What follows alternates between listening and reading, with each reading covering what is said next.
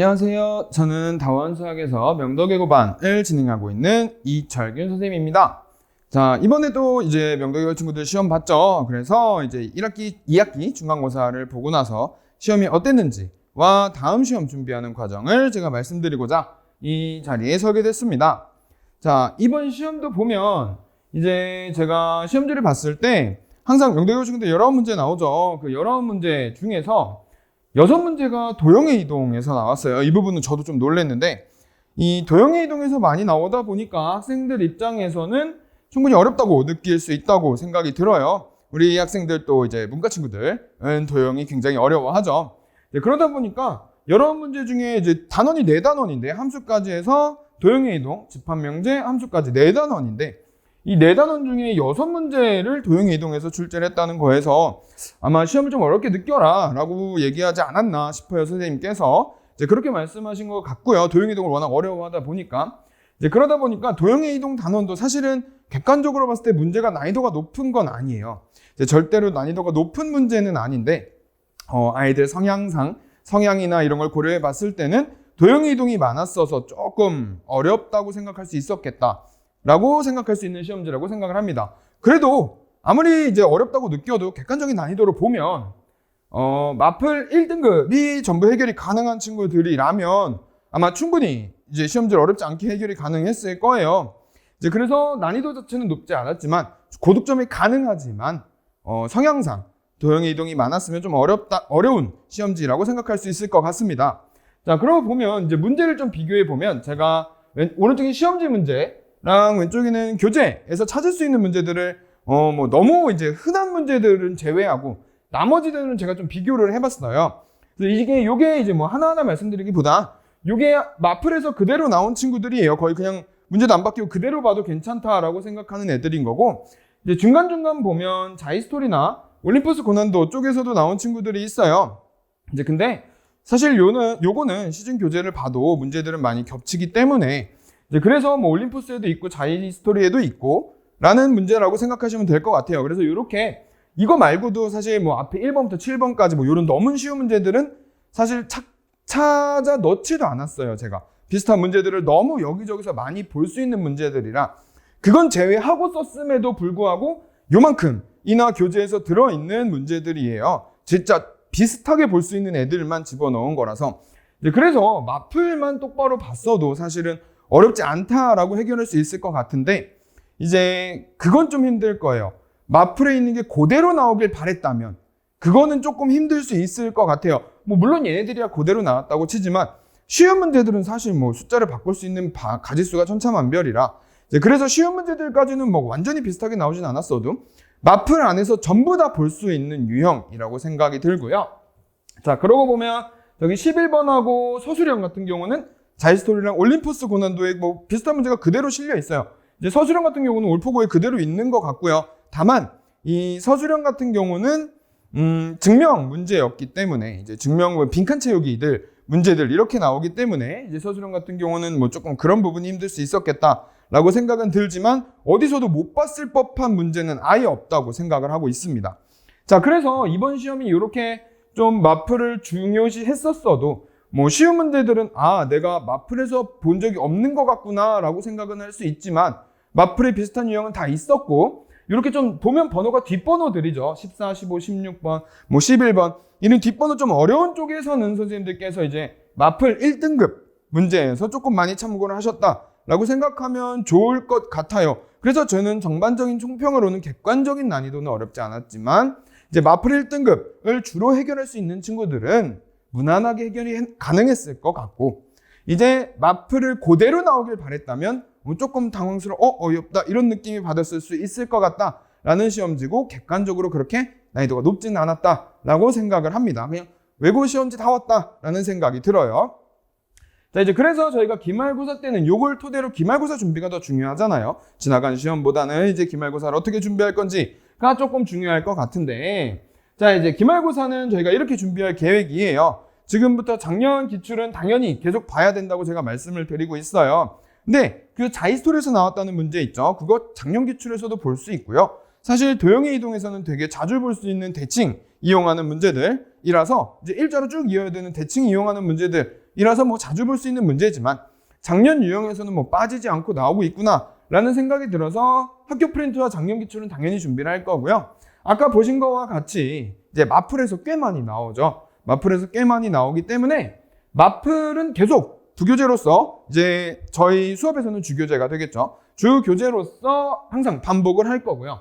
이제 거기에 좀 추가로 EBS 교재와 교재인 올림푸스랑 올림푸스 고난도를 좀 참고를 했으면 좋겠어요. 같이 좀 EBS 교재를 많이 봤으면 좋겠는데, 이제 EBS 교재들은 명덕외고뿐만이 아니라 많은 학교에서도 부교재로 쓰기도 하고요. 뭐 2학년들은 수능 특강이나 뭐 올림푸스 고난도를 부교재로 쓰는 학교들도 꽤 있어서 EBS 교재는 참고하면 항상 좋은 책이라고 생각을 해요, 저는.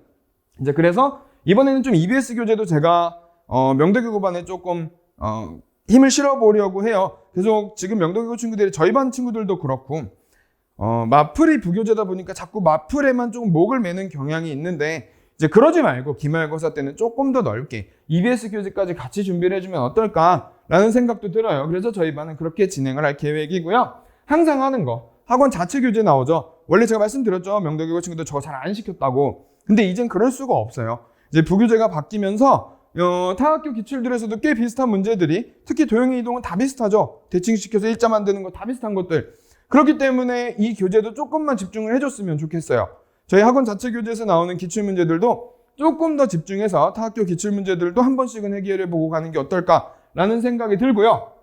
자, 그렇게 해서 이렇게 준비를 해서 이제 좀 마음가짐 자체를 이제 마플에 있는 것들이 다 나오겠지라고 생각하지 말고 그냥 나오는 족족 내가 다 풀어버리겠다라는 마인드로 준비를 하면 좋을 것 같아요. 어떤 문제가 나와도 객관적으로 난이도 높지 않다니까요.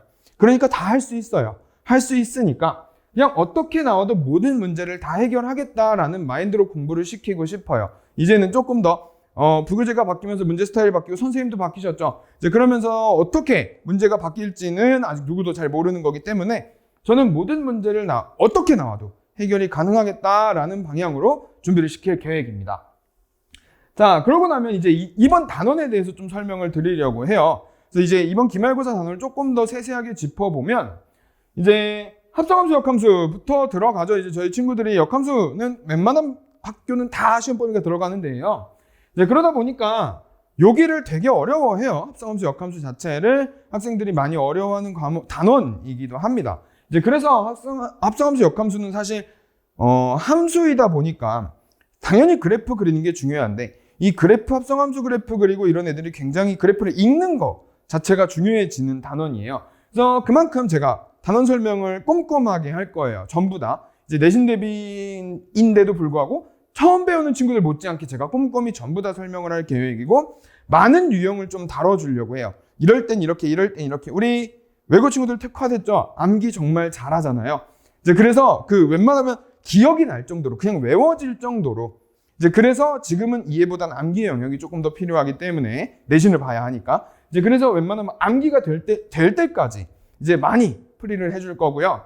이제 그러고 나면 여러 가지 교재들에서 좀 이렇게 폭넓게 준비를 할 거예요. 아까 말씀드린 것처럼 EBS 교재도 굉장히 많이 쓰면서 마플 못지않게 반복을 하면서 제가 좀 그렇게 준비를 할 계획이에요. 그래서 합성함수, 역함수는 제가 최대한 1차 함수 그래프 그리기와 함수를 읽는 방법 위주로 설명을 할 계획입니다.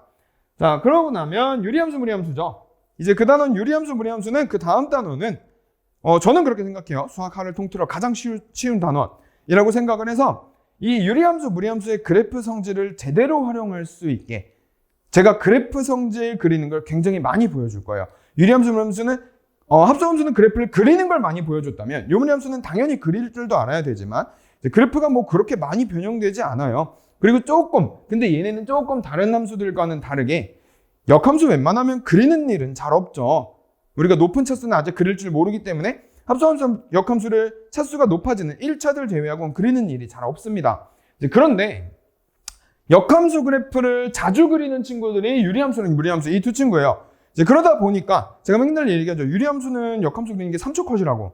이제 그래서 이 친구들은 조금 특별히 역함수 얘기가 좀 많이 나와요. 이제 그래서 이 역함수를 토대로 이거를 어떻게 그려낼 것인가, 유무리함수에서 어떻게 성질을 이용할 것인가를 주로 설명을 하게 될 거예요. 이제 그래서 웬만하면 그래프에다 해결을 하라고 맨날 얘기하는 단원이기도 합니다. 그래서 유리함수, 무리함수는 어렵지 않으니까 정말 기본에 충실해서 이런 그래프구나. 제가 항상 얘기하는 유리함수 그래프 성질 3가지, 무리함수 어떻게 생겼는지 요것만 기억하면 정말 다 할 수 있다고 얘기하죠. 그런 부분들에 대해서 주로 그래프 성질을 설명하게 되겠다라고 말씀드리고 싶습니다. 저는 그렇게 수업을 준비하고 있다라고 말씀드리면 좋을 것 같고요. 자, 그 다음 제가 진짜 걱정하는 단원이에요.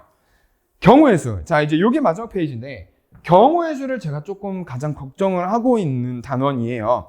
이게 문과 친구들 뭐 다 그런 건 아니지만 이제 지금까지 가르쳐 봤을 때 이게 문과 친구들의 성향인데 문제를 보고서 문제에서 요렇게 하래 라는데 문제의 핀트를 잘 못 잡는 친구들이 있어요. 근데 그런 친구들이 문제에서 요렇게 하래 라고 얘기를 하면 왜 그렇게 해야 되는데요? 라는 의문을 많이 품어요. 아니 이거는 문제에서 이럴 때 생각을 하자 라고 얘기를 하는데 이거 아니면 어떡하지? 라는 생각을 하는 경향이 좀 많이 보여요. 문과 친구들한테서. 그래서 그런 부분이 좀 많이 독이 될 수 있는 단원이에요. 그러다 보니까 모든 학생들한테 제가 많이 제일 걱정하는 단원이기도 하고 또한 경우의 수는 학교 선생님이 마음 먹기 나름이라고 얘기를 해요. 그래서 이 경우의 수를 문제가 중간고사 때 평균이 너무 낮았어. 그러면 경우의 수를 미친 듯이 어렵게 내면 돼요. 그러면 진짜 자연스레 되게 낮아질 수 있는 그런 시험지가 되거든요. 그래서 경우의 수가 문제 난이도 편차가 되게 커요. 쉬운 문제와 어려운 문제가. 근데 예를 들어 중간고사가 너무 어려웠나 봐요. 낮았어. 평균이 너무 낮아. 그럼 얘를 좀 쉽게 내면 평균이 확 올라갑니다.